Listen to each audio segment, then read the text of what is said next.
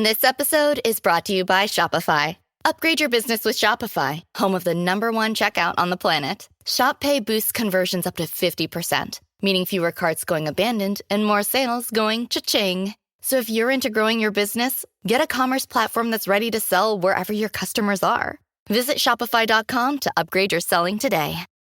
Hello and welcome to Carbon Removal Newsroom. I am Ross Kenyon, lead strategist with the Nori Carbon Removal Marketplace. Today I have with me Ronald Bailey, the science correspondent at Reason Magazine and Reason.com. Ronald, you had a great article come out last week called "The Market Says Climate Change is Happening." How exactly does that work? How could the market tell you such a thing? What's happening with that? I wrote the article based on a wonderful new research paper done by economists with the National Bureau of Economic Research. And what they were looking at are price trends on the Chicago Mercantile Exchange for weather futures contracts, as weather derivatives. And what they find is the prices on those contracts are mirroring the predictions that were made by climate models over the last 15 years or so. So basically, prices are confirming and validating the predictions that the models made many years ago. So climate change in the United States is happening. So for listeners for whom weather derivatives might be a bit of high finance, esoteric magic, how exactly do they work? Well, what they basically are doing are measuring what are called cooling degree days and heating degree days. And what people who are worried about, for example, how much heating oil they have to buy, or how much coal they might have to, or natural gas they need to stock up to generate electricity to take care of the heating needs of their customers or their cooling needs of their customers in the summer, they're trying to hedge against that and make sure that they can smooth out the price, if you will, of the energy that they're paying, for which they're paying. And so these contracts work as hedges. And if you get it right, you can make considerable amount of money on that and also save your company a great deal of money. Farmers also use this in order to get some idea of how to smooth out, if you will, their grain prices in order to avoid the fluctuations of droughts or floods and that kind of thing. So it may sound a little highfalutin, but it's actually a pretty clear notion of, if you will, insuring against changes in the weather. I see. And do you think that there will be other markets that arise to track changes in securities, commodities, derivatives that relate to climate change? Do you think the market will continue to contribute this information through prices about the changing climate? I do think that will happen in some regards.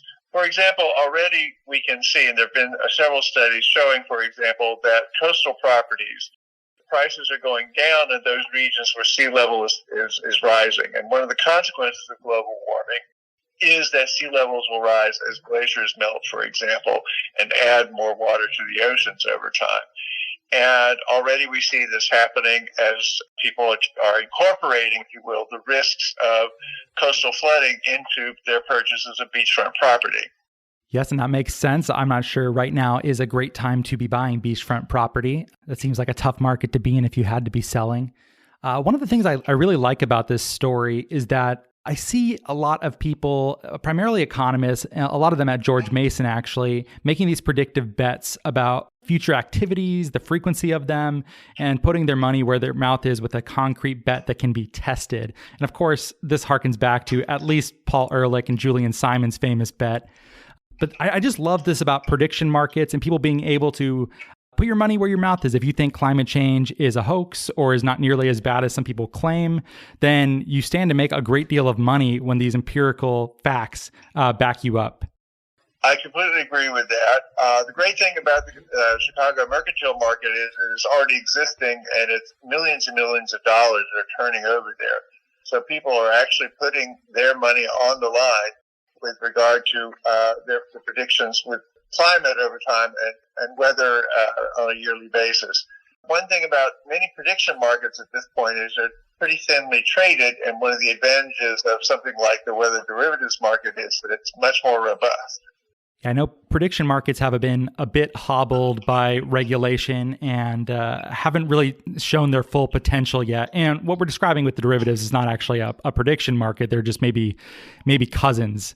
But I could imagine in the future, prediction markets may emerge to take some of this into account. Besides just weather derivatives, there are things to bet on climate change that don't necessarily have to go through the CME, perhaps. Do you think that will come? Is there something that's holding up prediction markets, and might that help communicate more info about climate change?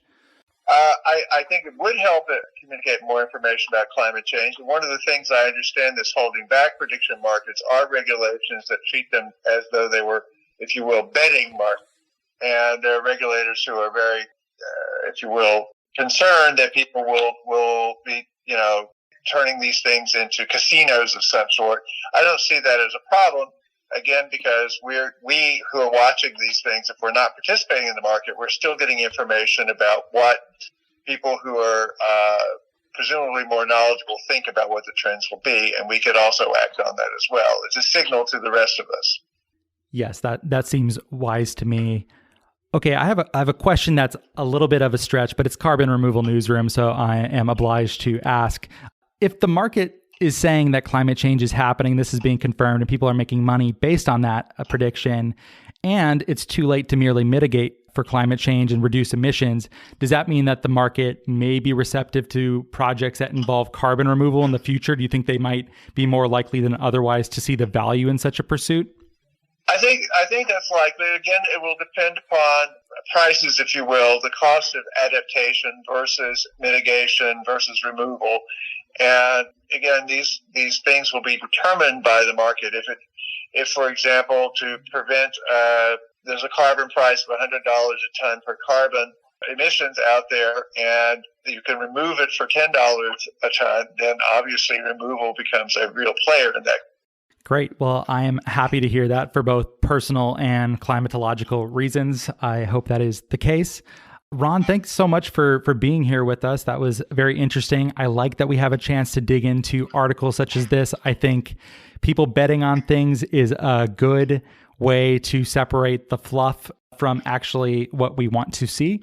And I like that. And I hope you'll continue covering this beat, and we'll continue reading your work. So thank you so much for being here with us, Ron. I'm delighted to be with you. Let's talk again sometime soon. Great. Thank you. Oh, and if you like the show, please subscribe, tell your friends, give us a great rating and review in iTunes. That would be much appreciated. Helps the show, help us get the word out about carbon removal, which is what we are trying to do here. So thank you very much for listening.